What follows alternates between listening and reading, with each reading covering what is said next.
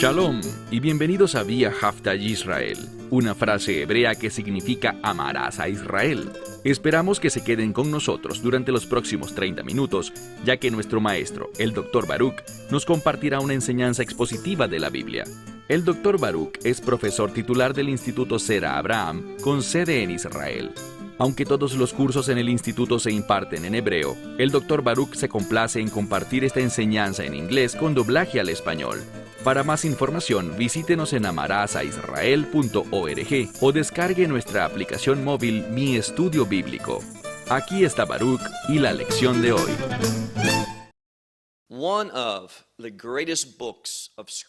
Uno de los libros más grandiosos de la Biblia es el libro de los Hechos. Iniciaremos nuestro estudio de este libro el día de hoy, obviamente desde el capítulo 1, e iremos avanzando palabra por palabra, verso por verso, capítulo por capítulo, a lo largo de los 28 capítulos que incluye el libro de los Hechos. Al momento de realizar la grabación de este programa, nos encontramos en el período conocido como la cuenta del Homer, en preparación para Pentecostés, o la fiesta de las semanas, conocida en hebreo como Hag HaShavuot. Este es un tiempo de expectativa, por lo que debemos esperar que Dios se mueva entre su pueblo. Descubriremos dentro de unas semanas que no solo se llevó a cabo el derramamiento del Espíritu Santo hace unos 2000 años atrás en Jerusalén sobre los primeros creyentes, los primeros apóstoles, los discípulos, sino que también descubrimos en el libro de los Hechos que debemos esperar un tiempo de alivio y renovación, un tiempo en el que el Espíritu Santo se moverá poderosamente de nuevo. Esto no significa que Él no se mueva poderosamente en nuestros días, en el tiempo actual o en el pasado, o que no lo hará en el futuro. Pero no podemos ignorar que existe una frase escrita que veremos dentro de unas semanas y que nos habla de un tiempo de alivio y renovación. Y este es un periodo de tiempo único, en el que el Espíritu Santo obrará de una forma especial, muy similar a las grandes cosas que ocurrieron, los poderosos hechos, los milagros, las señales y prodigios, y de nuevo, no estoy diciendo que esto no suceda hoy en día, pero sucederá de una manera abundante, como no lo hemos visto en tiempos recientes. Así que deberíamos estar preparándonos para estos tiempos. Y al hacer esto, vamos a mirar y ver cómo el Espíritu de Dios se mueve a través de las páginas de esta historia, del inicio de la congregación de los redimidos.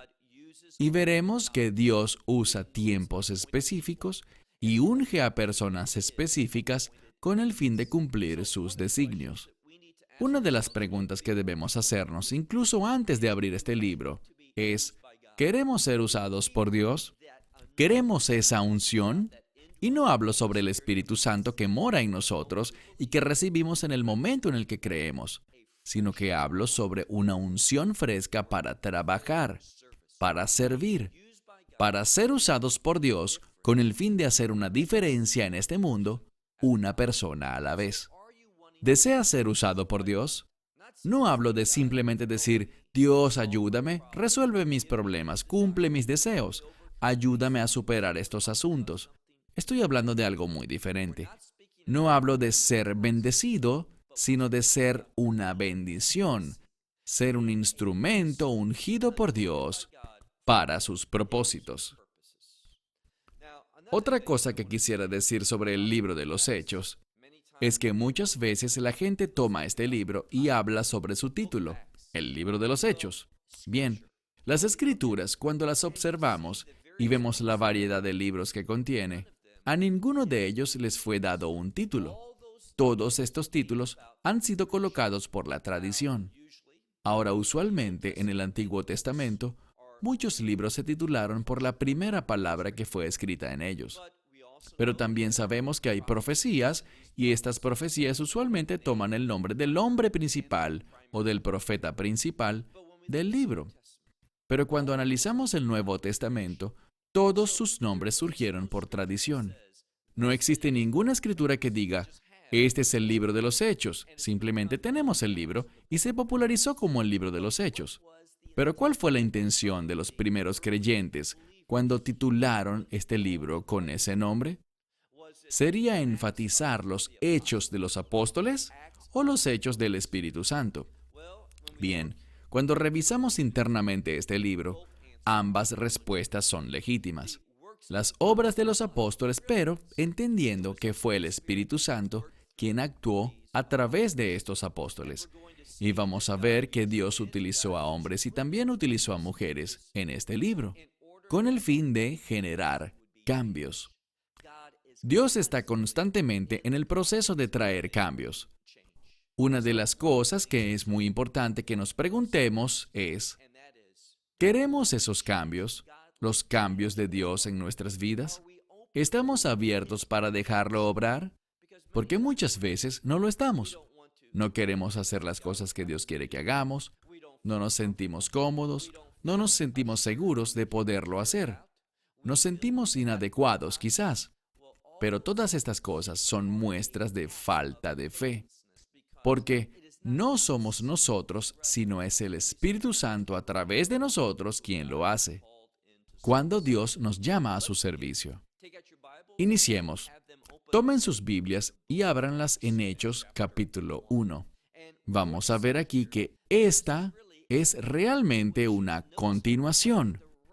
Noten lo que el escritor de Hechos, quien muchos creen que es Lucas debido a que claramente hay una conexión entre el libro de Lucas y el libro de los Hechos de los apóstoles.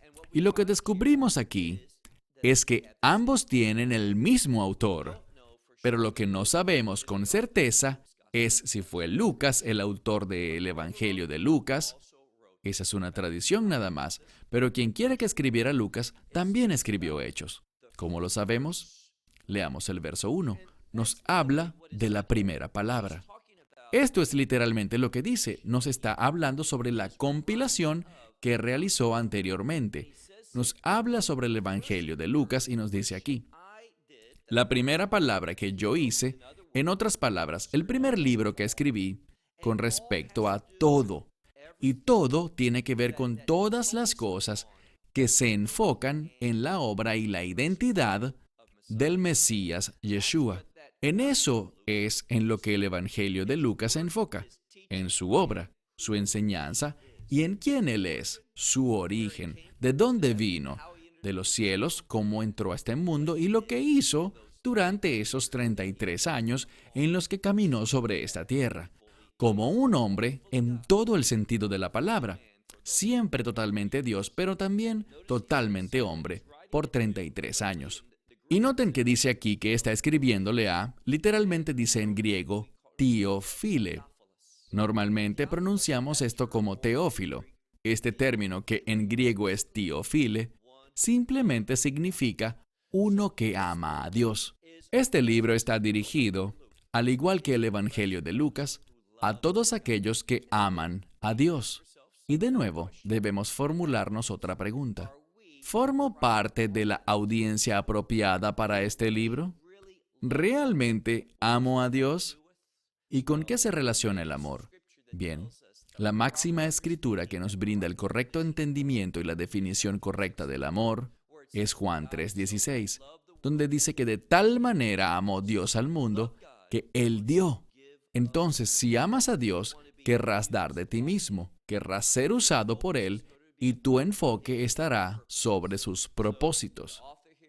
El autor aquí inicia recordando que él escribió este primer libro, el libro de Lucas, y también está escribiendo este otro libro para la misma audiencia, una que ama a Dios y que trata sobre todas las cosas, y noten lo que dice aquí, que Yeshua hizo al inicio, las que hizo y también las que enseñó. El énfasis está en lo que hizo y en lo que enseñó. Esto nos da un entendimiento correcto sobre los milagros. ¿Por qué lo digo? Porque mucho de lo que hizo fue acciones milagrosas. Los milagros, ¿cómo debemos entenderlos? Él trajo experiencias del reino a este mundo. ¿Por qué hizo todo eso? Con el fin de enseñarnos. Y por esto es tan importante ver estas dos cosas, lo que hizo y lo que enseñó. Las cosas que hizo las hizo como instrumentos de revelación para poder conocer la verdad. Bíblicamente hablando, siempre que nos referimos a una enseñanza, enfatizamos siempre la verdad. Y hablamos sobre la revelación. Revelación que transforma, revelación que genera cambios. Así que, una vez más, si no estás interesado en cambiar, y no solo en cambiar para ser diferente, sino cambiar para ser lo que Dios quiere que seas, ninguna de estas escrituras serán relevantes para ti. Tienes que abrirte a la obra de Dios en tu vida para que se puedan producir los resultados que Él desea. Leemos aquí: desde el principio de Yeshua, lo que hizo, y cuando digo el principio me refiero a su ministerio. Entonces, lo que Yeshua empezó a hacer y también a enseñar hasta el día. Hablamos sobre el día en el que fue llevado arriba, pero leyendo el texto griego, hay algo muy interesante. A pesar de que dice hasta el día, ese día en el que Él fue llevado arriba está interrumpido. Entonces, Él fue tomado arriba, pero lo que está siendo enfatizado, lo que descubrimos en esta interrupción, porque la mayoría de las traducciones de la Biblia lo traduce de una manera muy práctica, pero lo que dice literalmente es hasta el día, y aquí viene la interrupción, cuando Él ordenó a los apóstoles por el Espíritu Santo, aquellos que Él escogió, y entonces dice, fue llevado arriba. La razón de esta extraña manera de escribir, por la que la mayoría de las traducciones bíblicas no coloca las palabras en su orden original, es que quiere enseñarnos algo que muchas veces la gente no logra ver. ¿De qué se trata? Bien, es el día. Y ese día es muy importante, porque era el día que Él vivía, y noten lo que había en su mente. Aquellos a quien Él escogió para ser apóstoles, ¿y qué hizo?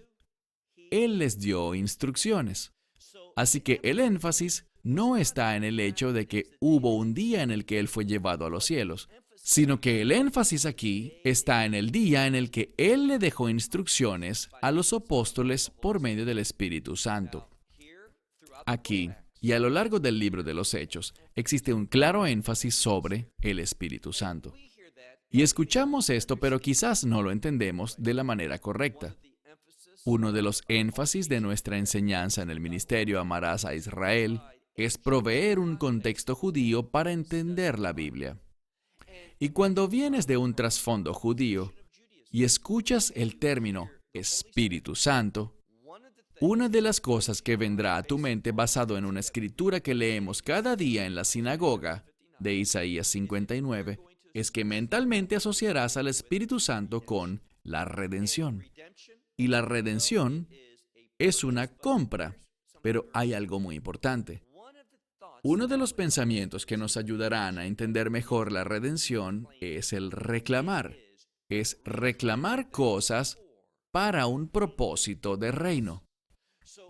Así que el Mesías, cuando es llamado Redentor, como sucede en muchos lugares de las Escrituras, y al hacer la obra de redención, Él está reclamándonos a nosotros para un propósito de reino, para una realidad de reino.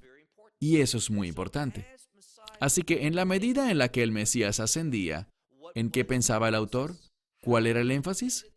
En lo que Él le había instruido a los apóstoles por medio del Espíritu Santo, y que el Espíritu Santo trajese el orden divino a nuestras vidas y a las cosas que ellos harían. Así que les ordenó a ellos, a los apóstoles por medio del Espíritu Santo, a quienes Él había escogido, y estos apóstoles fueron escogidos por Dios. Pero noten algo más. Nosotros también hemos sido escogidos por Dios. Ser escogidos siempre viene con una responsabilidad. Ser escogidos tiene un propósito adjunto. Y nosotros, tal como estos apóstoles, porque nosotros también somos creyentes, tenemos al Espíritu Santo morando en nosotros. A pesar de que ellos quizás fueron llamados para un propósito específico y más elevado, nosotros también tenemos un propósito y un llamado a servir. Tenemos que recordar que este servicio se inició el día en el que Él fue llevado arriba y permanecerá hasta el día en el que regrese. Avancemos al verso 3. La última declaración del verso 2 es que Él fue llevado arriba. Pero ahora el verso 3 dice, a los cuales también a estos apóstoles Él se presentó. Literalmente es la palabra griega para levantarse ante ellos.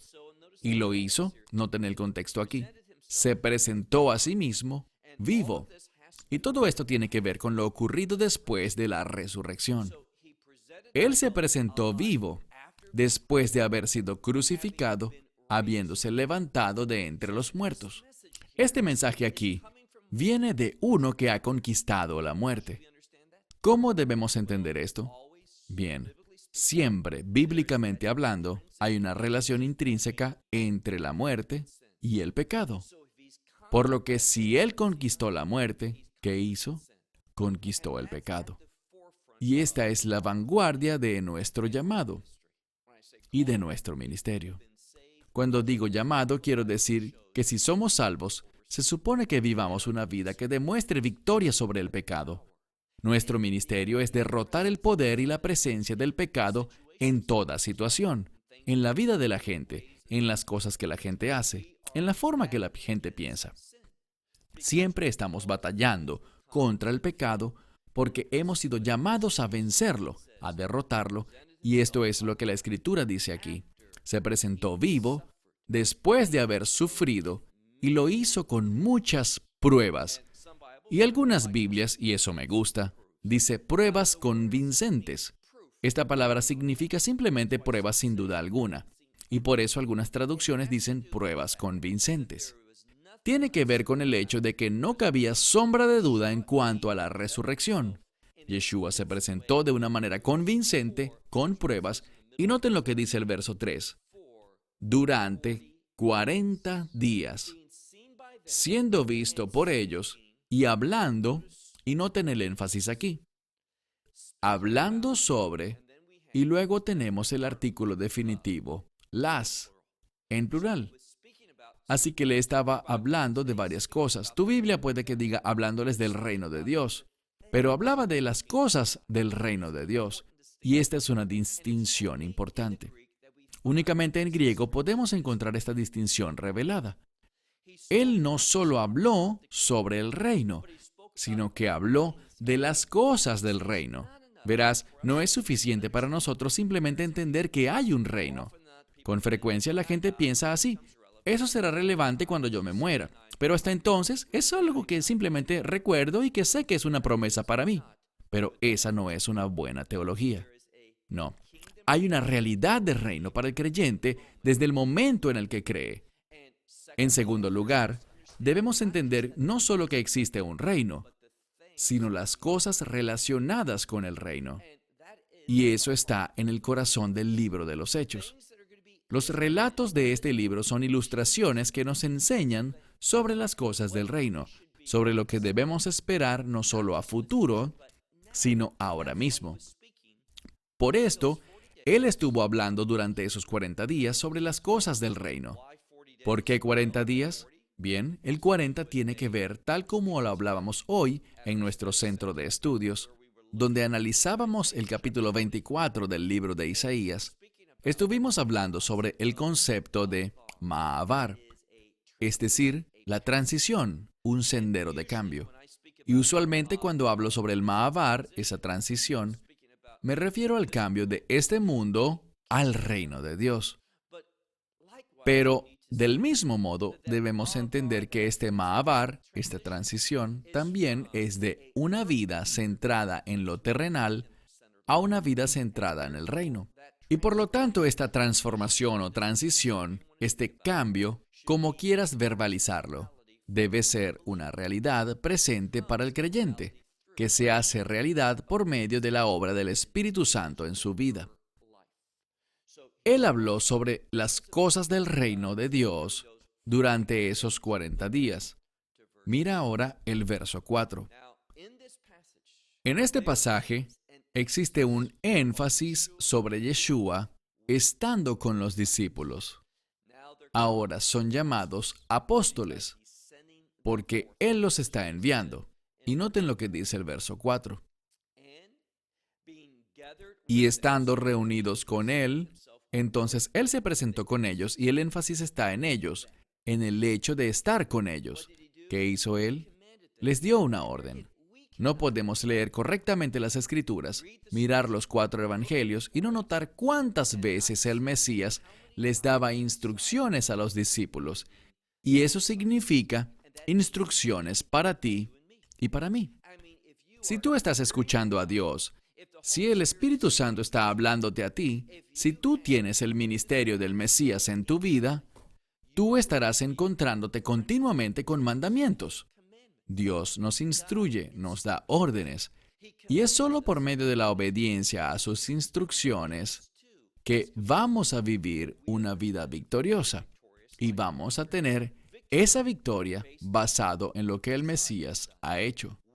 Vamos a tener victoria sobre la muerte, victoria sobre el pecado. El pecado ya no cumplirá su propósito en nosotros, ya no producirá la muerte eterna, que es lo que el pecado quiere. Pero necesitamos entender que debemos tener nuestra victoria personal sobre el pecado en este mundo. Ese es el propósito de nuestras vidas en este momento.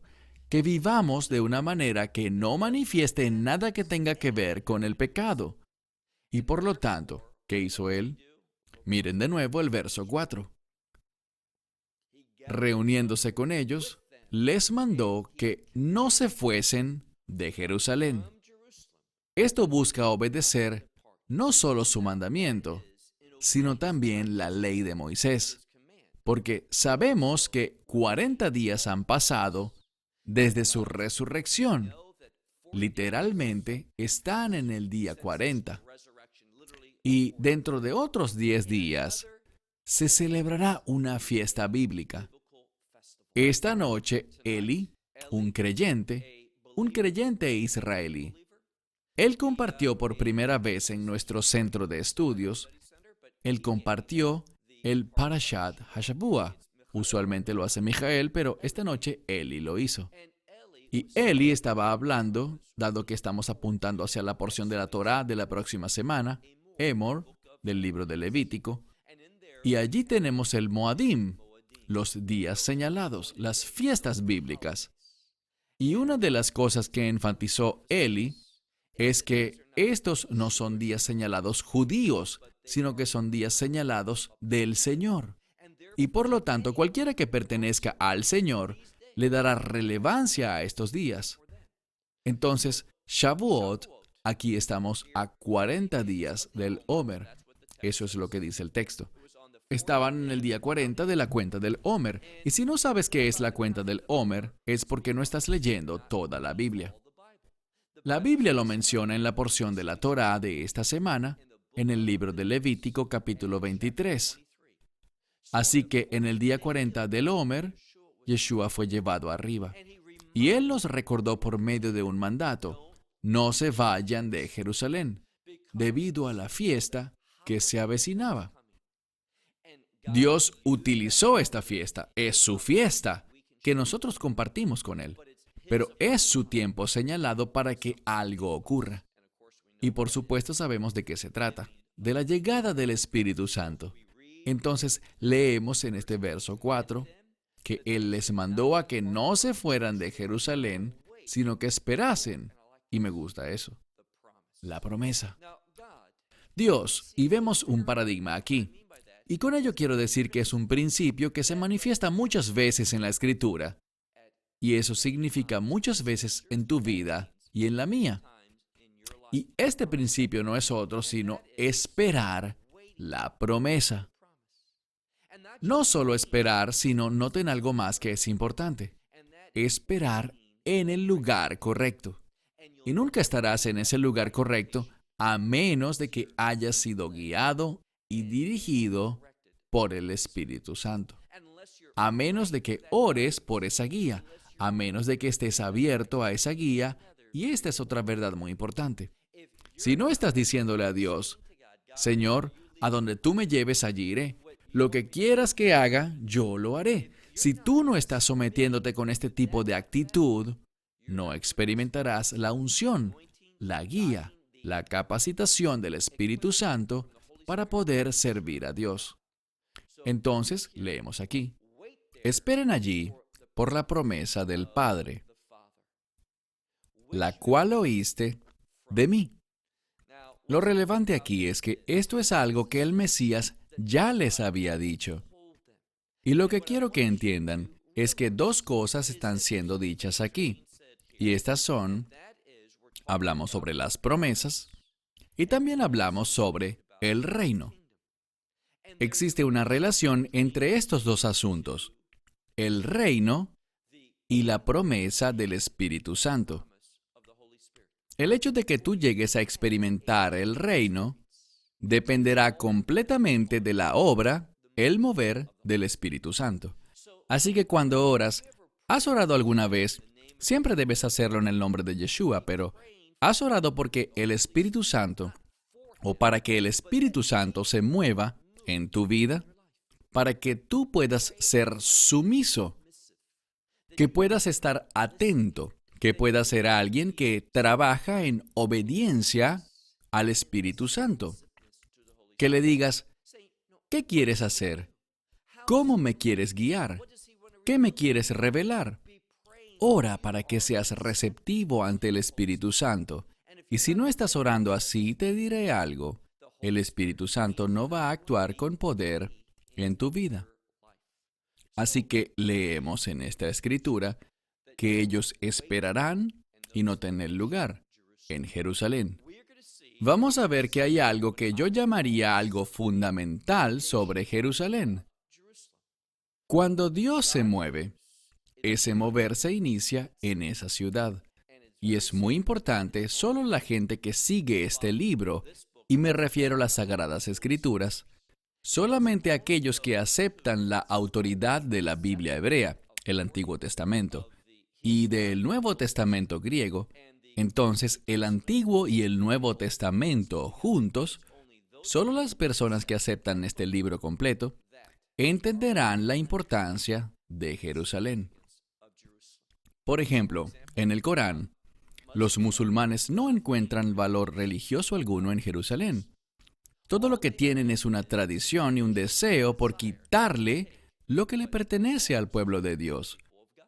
No vemos este término Jerusalén aparecer en el Corán, pero sí lo vemos repetirse una y otra vez, tanto en el Antiguo como en el Nuevo Testamento, como una pieza clave para los seguidores de Dios. Ella está relacionada estrechamente con la experiencia del reino, así que se les ordena a no marcharse, sino esperar en esta ciudad por la promesa del Padre que han escuchado de mí. Verso 5. Ahora hablaremos sobre Yohanan, es decir, Juan el que sumergía, Juan el Bautista. Y una vez más, si vienes de una perspectiva judía, entenderás que existe una conexión entre el bautismo o sumersión y una transición. Me dirás, espera un segundo, pensé que dijiste que el número 40 tenía que ver con transición, y es cierto. Y si sabes algo sobre la ley judía, para que un lugar pueda ser suficiente para considerarse un lugar de inmersión, un lugar de bautismo, debe tener específicamente 40 seas, es decir, esta medida, 40 de esta medida, con el fin de calificar. ¿Y por qué 40? Porque la inmersión también nos habla sobre un cambio, sobre una transición. Así que esto es exactamente lo que está siendo enfatizado, por el cambio que traerá el Espíritu Santo a la vida de la gente. Así que mira una vez más en nuestro texto el versículo 5. Porque Juan, él bautizó con agua, pero, y esta es una palabra muy importante que nos habla de contraste. Juan, por grandioso que haya sido, recuerden inclusive lo que dijo de Yeshua, que entre todos los nacidos de mujer nadie era más grande que Juan. Entonces Juan bautizaba, como dice aquí, con agua. Pero ustedes, y vemos un contraste, pero ustedes serán bautizados con el Espíritu Santo. No mucho tiempo después de estos días. Probablemente tu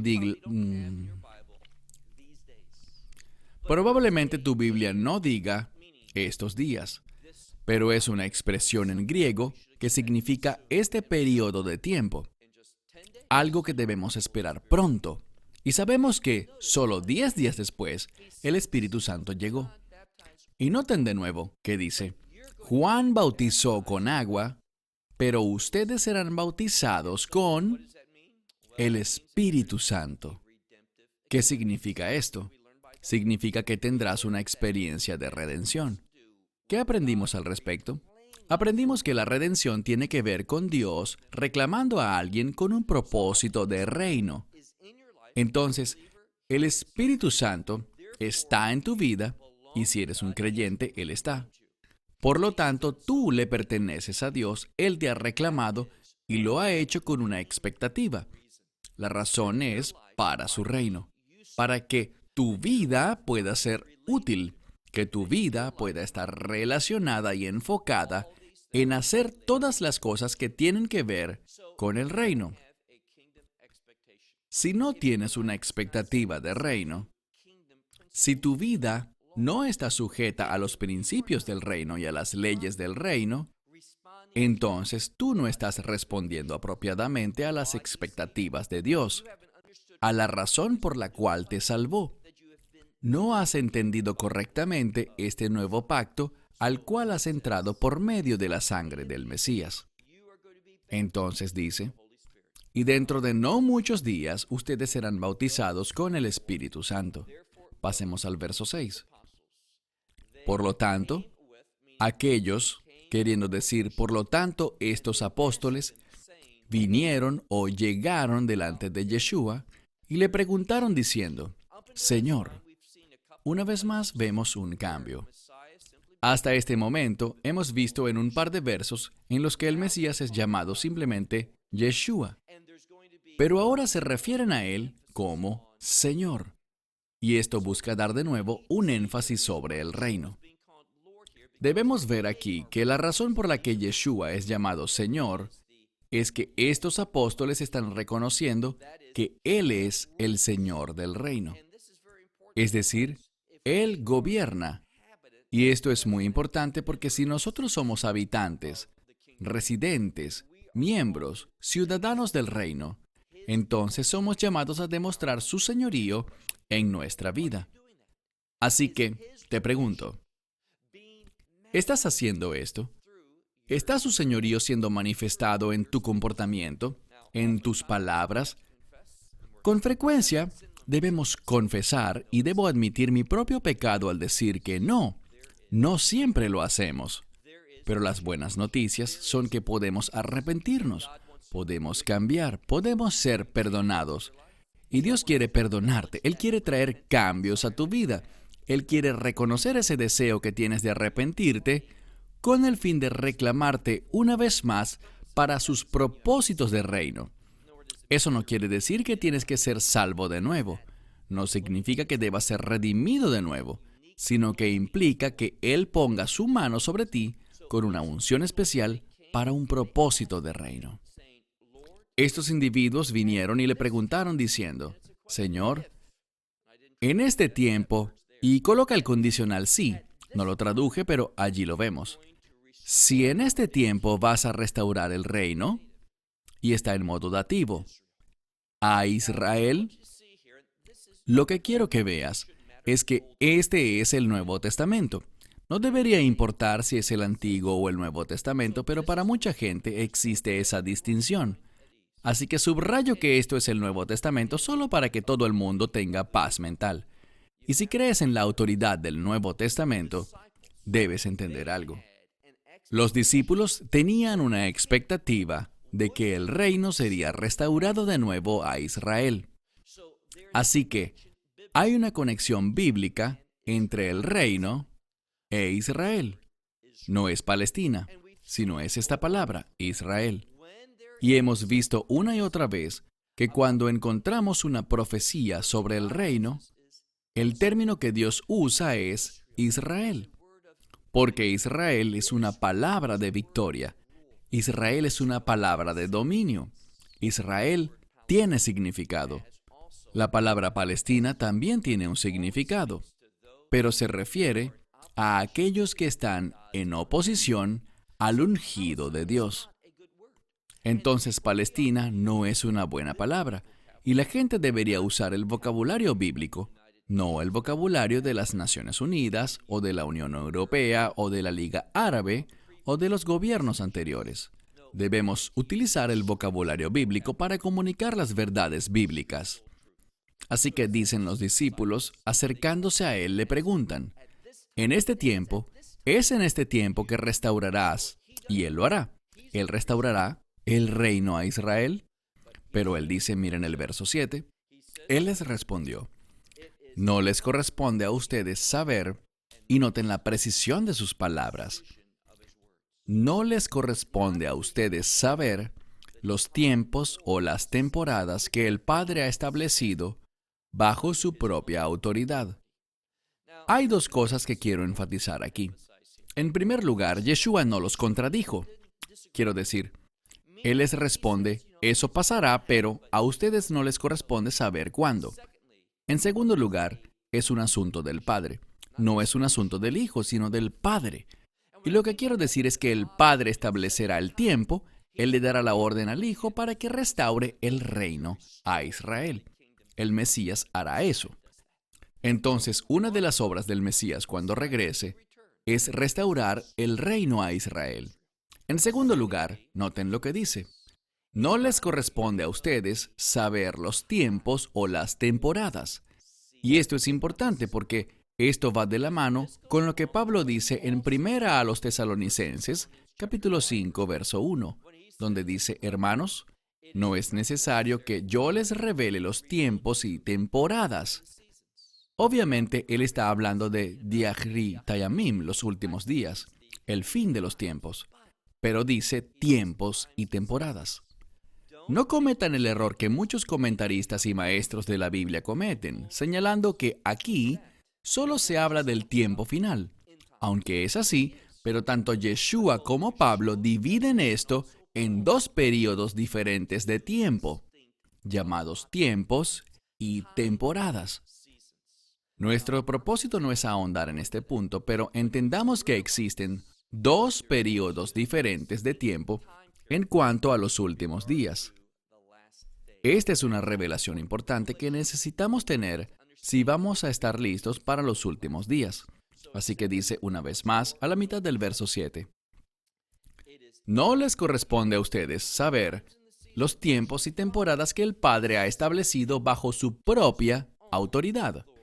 Pero, miren ahora el verso 8, pero ustedes recibirán poder. Bien, ya Él nos dijo que recibiríamos al Espíritu Santo, pero aquí dice poder. Y ese poder es un poder destructivo. Es el término del que proviene la palabra dinamita. Y lo que aprendemos de esta palabra es que antes de que las cosas se puedan construir, primero tienen que ser derribadas. Y el poder aquí puede ser visto como un poder dinámico, es decir, hacer cosas que exceden por mucho nuestras expectativas. Así que el Espíritu Santo, a pesar de que es una persona, el tercer miembro de la Trinidad, Él también es poder para el creyente. Entonces, nos promete aquí, ustedes recibirán poder cuando el Espíritu Santo venga sobre ustedes. ¿Y cuál es la finalidad? Para que puedan ser mis testigos. Testigos de mí, o para mí, en Jerusalén, en toda Judea y en Samaria. Lo que quiero enfatizar aquí es que seremos testigos. Somos llamados, lo primero que dice, y noten lo que hace el texto. Voy a darles poder con el fin de que puedan testificar. Testificar es una palabra, pero también es una acción. Así que una vez más, ¿has orado alguna vez así? Dios, dame poder para que pueda testificar, para que pueda compartir con palabras y obras el mensaje que tú quieras que comparta. Es cuando oramos de este modo que los cambios empiezan a ocurrir en nuestras vidas.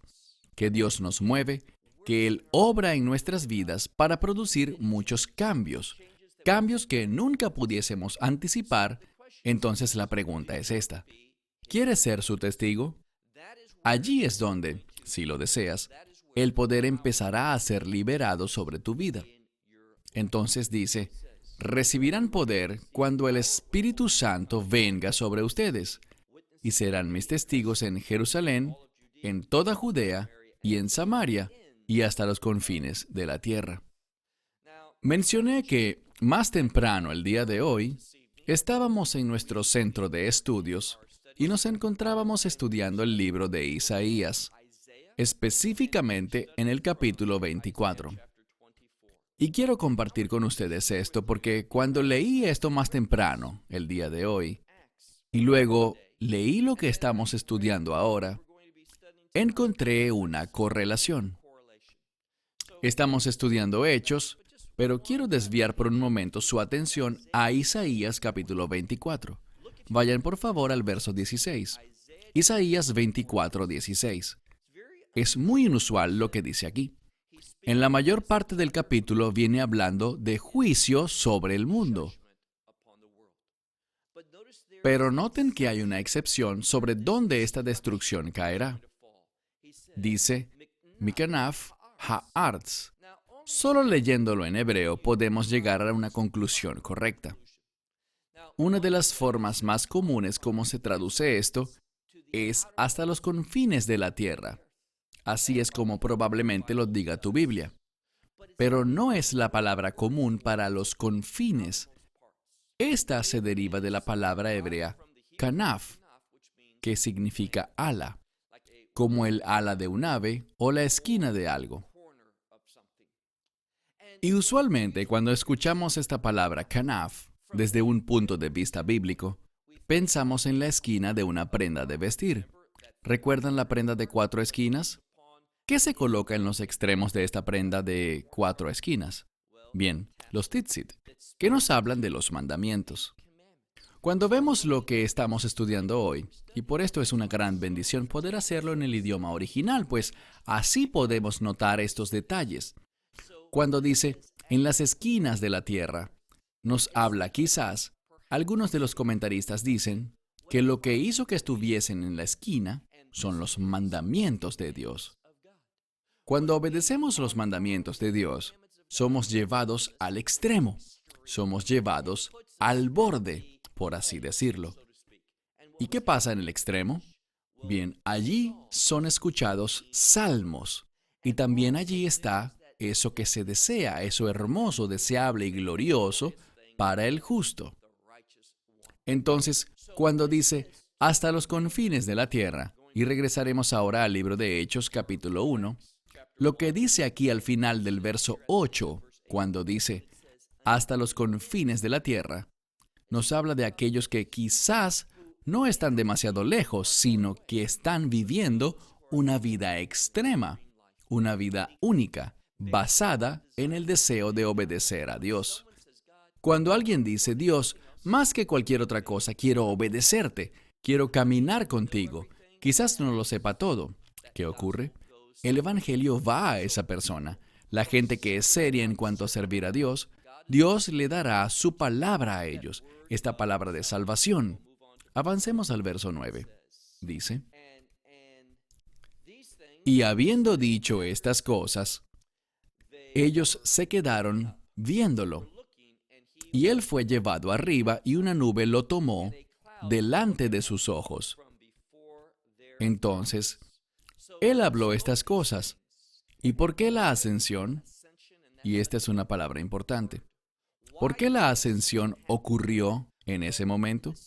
Bien, del mismo modo que la resurrección, y esto lo hablamos en una de nuestras conferencias en Orlando, del mismo modo que la resurrección fue el sello de aprobación para la obra del Mesías, la ascensión es el sello de aprobación de Dios en cuanto a todo lo que Yeshua ha dicho aquí, su promesa del Espíritu Santo, el llamado que nos dejó, todo esto es ratificado por Dios a través de la ascensión.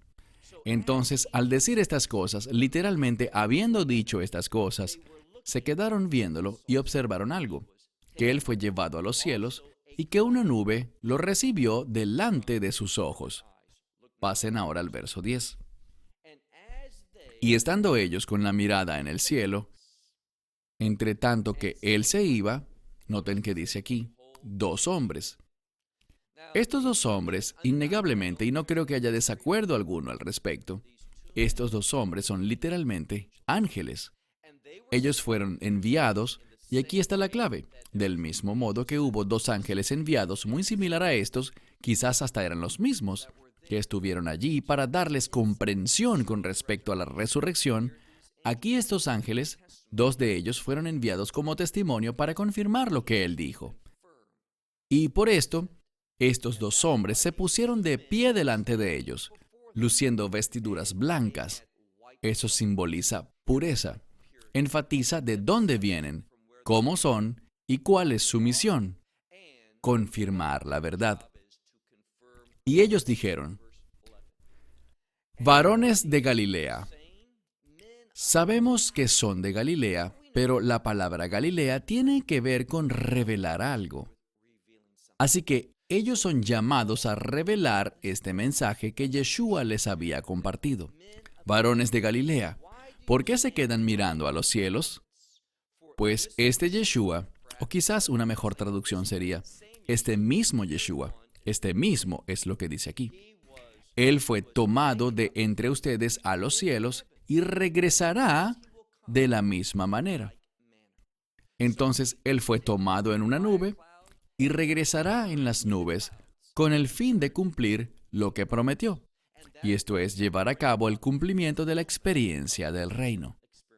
Dice, Él regresará del mismo modo en el que lo han visto subir a los cielos. Si miran esta sección con mucho detenimiento, verán que la palabra cielo se repite varias veces. Y el cielo está relacionado con la divinidad, con la calidad de divino, relacionado con Dios. Entonces todo esto tiene colocado un sello de aprobación divina. Lo que estos apóstoles son llamados a hacer, por qué fueron llamados a hacerlo y cuál será el resultado de su obediencia a este llamado. Y lo último que quiero decir, mira el verso 12 y terminamos. Noten que inmediatamente al oír esto, respondieron en obediencia. Se les había dicho, no se vayan de Jerusalén, y por lo tanto, ¿qué hicieron? Regresaron a Jerusalén desde el monte llamado Los Olivos. ¿Esto tiene que ver con qué? Este mismo lugar en el que ascendió, sabemos del libro de Zacarías que regresará a este mismo lugar desde los cielos. Así que regresaron a Jerusalén desde el monte de los Olivos, el cual está cerca de Jerusalén. Y luego dice que estaba a camino de sábado o a camino de un sábado. Esta escritura en el verso 12 nos habla de la obediencia de los discípulos, de estos apóstoles, para ubicarse a sí mismos en el lugar correcto para esperar las promesas de Dios. Y noten que estaban apenas a camino de un sábado de Jerusalén. ¿Qué significa esto? Si lo entendemos correctamente, y mi punto aquí no es hablar de la ley judía y mencionar la distancia permitida para recorrer el sábado, que es alrededor de 1,5 km, 2 kilómetros, ciertamente menos de 3 kilómetros. Esa no es la razón por la que aparece esto aquí. Si lo analizas, aquí dice, a camino de sábado. ¿Por qué es importante? Porque es una clave para algo más. El camino del sábado, muchas veces el término sábado, está relacionado con el reino. Cuando los rabinos hablan sobre el gran sábado, y no hablo nada más de los rabinos actuales, sino de los sabios de la antigüedad, cuando ellos hablaban del sábado, del gran sábado, hablaban sobre el reino. Ellos regresan a Jerusalén en el camino hacia el reino. ¿Y qué esperaban encontrar? Al Espíritu Santo. Verán, no podemos vivir una vida de reino. No podemos experimentar el carácter del reino. No podemos manifestar una realidad de reino a menos de que el Espíritu Santo esté funcionando, esté moviéndose, esté empoderando, esté iluminando, esté enseñando. Lo que veremos al estudiar este libro, este emocionante libro de los Hechos, es cómo podemos tener un testimonio de reino. De eso se trata el libro de los Hechos. Aprenderemos de personas que testifican sobre el reino. ¿Por qué? Para que podamos hacer lo mismo. Bien, cerramos con esto. Hasta la próxima semana cuando avanzaremos en el estudio del capítulo 1 del libro de los Hechos, para que podamos ser personas preparadas para cumplir las expectativas de Dios. Esperamos que te hayas edificado con el mensaje de hoy y lo compartas con otros. Te invitamos a seguir nuestros estudios cada semana por este canal y por el portal de YouTube de Amarás a Israel. También puedes descargar nuestra aplicación móvil gratuita, Mi Estudio Bíblico. Finalmente, para obtener más información sobre nosotros, visita nuestra web amarasaisrael.org, donde encontrarás otras conferencias de Baruch en audio, video y texto. Hasta el próximo programa. Que el Señor te bendiga en Yeshua HaMashiach, Jesús el Mesías, mientras caminas con Él. Shalom desde Israel.